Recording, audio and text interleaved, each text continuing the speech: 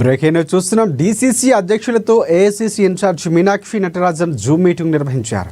DCC అధ్యక్షులకు మీనాక్షి, మహేష్ కుమార్ గౌడ్ పలు సూచనలు చేశారు.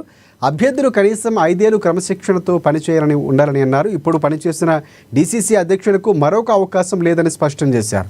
ఏఐసీసీ నాయకులతో వ్యక్తిగత సమావేశాలు పెట్టవద్దని, అందరికీ అందుబాటులో ఉండేలా సమావేశాలు నిర్వహించాలన్నారు. ఓర్చువరీ కార్యక్రమంపై అవగాహన పెంచేలా గ్రామంలో కనీసం 100 మందితో సంతకాలు సేకరించాలని మీనాక్షి నటరాజన్, మహేష్ కుమార్ గౌడ్ దిశానిర్దేశం చేశారు నేతలకు.